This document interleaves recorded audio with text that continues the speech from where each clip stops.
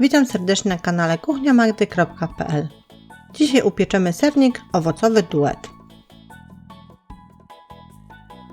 Najpierw musimy zająć się ciastem kruchym na spód, do którego potrzebujemy 400 g mąki pszennej tortowej, 250 g margaryny lub masła, 150 g cukru, 4 żółtek jaj, 1 łyżki śmietany 18% i 1 łyżeczki proszku do pieczenia.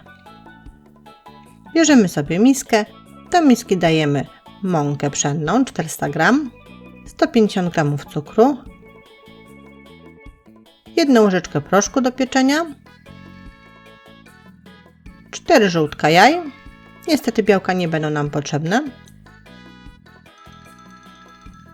1 łyżkę śmietany 18% i 250 g masła lub margaryny, najlepiej pocięte w kosteczkę.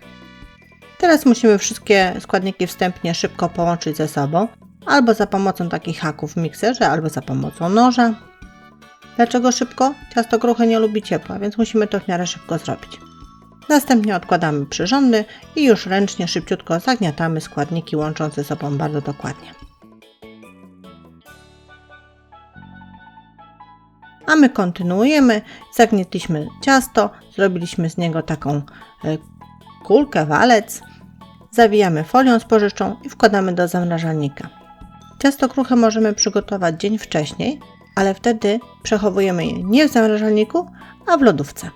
Kolejnym etapem ciasta jest masa serowa, a na masę serową potrzebujemy 1,5 kg sera twarógowego z wiaderka, 6 jajek, 350 g cukru, 200 g masła lub margaryny, 80 g mąki pszennej tortowej, 1 budyniu waniliowego bez cukru. Bierzemy sobie miskę, do miski dajemy 200 g masła lub margaryny, też najlepiej pocięte w kosteczkę i mikserem ucieramy na puszystą masę.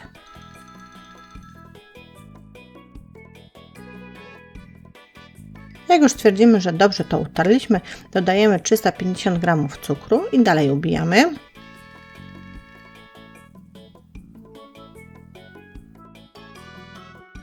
Łączymy składniki ze sobą.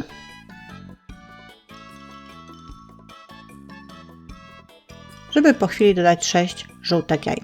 Białka w tym wypadku zostawiamy sobie. I mieszamy jedno z drugim.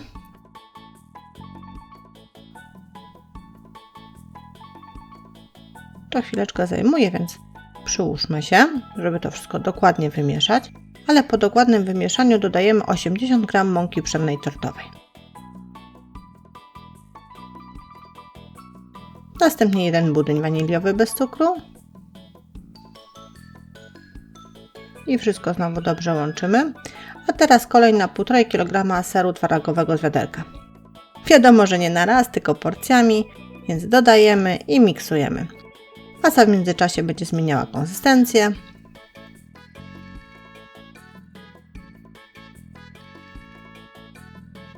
I od razu Państwa uprzedzę, że w tym wypadku jest potrzebna taka dosyć duża miska, bo tej masy będzie dosyć dużo. Wszystko dobrze wymieszaliśmy, odkładamy masę na chwileczkę na bok, zajmujemy się teraz białkami, dajemy je do miski plus szczypta soli i ubijamy na sztywną pianę.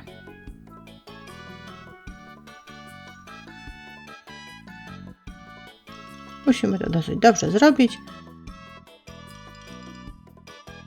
A jak ubijemy białka na pianę, odkładamy mikser, on nie będzie już potrzebny, wracamy do naszej masy.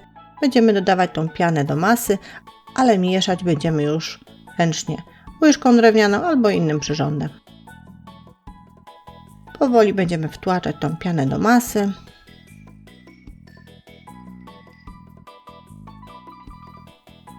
A jak dokładnie wszystko wymieszamy, odkładamy na chwileczkę miskę i zajmiemy się składaniem ciasta. Ale zanim to zrobimy, potrzebujemy jeszcze paru rzeczy. 300 g jagód świeżych lub mrożonych, 450 g malin świeżych lub mrożonych, 2 łyżek oleju rzepakowego oraz cukru pudru do posypania. Bierzemy sobie foremkę o wymiarach 24 na 38 cm, wykładamy ją papierem do pieczenia, z zamrażalnika wyjmujemy nasze ciasto kruche, dzielimy na dwie części. Jedną odkładamy do lodówki, do zamrażalnika albo na blat, a drugą ścieramy na tarce. Możemy również rozwałkować na blacie i przełożyć do foremki. A myśmy całe ciasto starli już, całą jedną połówkę przypominam. Starliśmy na spód naszej foremki, paluszkami przygnietliśmy, teraz szklanką wyrównujemy. W ten sposób powstanie ładny spód ciasta.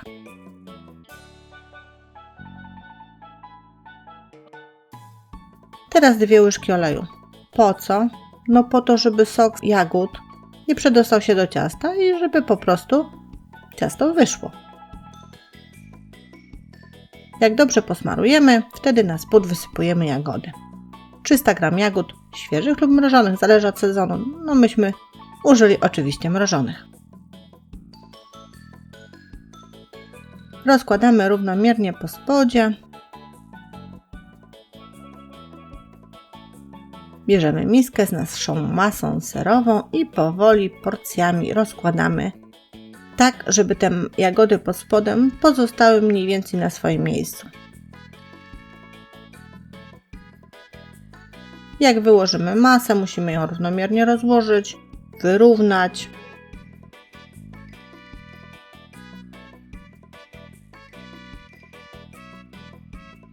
Na taką górę wysypujemy maliny, 450 g malin świeżych lub mrożonych. No jak Państwo widzą, myśmy również użyli w tym momencie mrożonych, bo to nie sezon.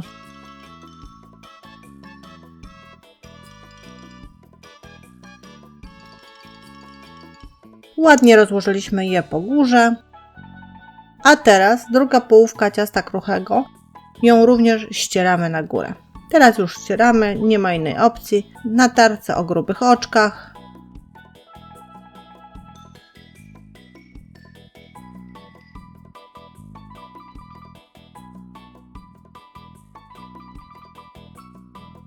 Tak wygląda przygotowana foremka, którą stawiamy do piekarnika nagrzanego do 180 stopni Celsjusza. Pieczemy około 60 minut. Wiadomo około, bo każdy piekarnik inaczej grzeje. Góra ma się ładnie zarumienić. A jak stwierdzimy, że już jest upieczone wystarczająco, taki sernik zostawiamy w piekarniku na 15 minut w wyłączonym, zamkniętym piekarniku i kolejne 15 minut w wyłączonym, uchylonym piekarniku. To spowoduje, że sernik nam minimalnie tylko opadnie. Następnie sernik wyjmujemy z piekarnika, studzimy, posypujemy cukrem, pudrem i delektujemy się. Proszę Państwa, sernik jest naprawdę rewelacyjny. Jeżeli ktoś z Państwa nie zasubskrybował naszego kanału, zapraszam, a ja żegnam się, zapraszając na kolejne przepisy i porady na kuchniamagdy.pl.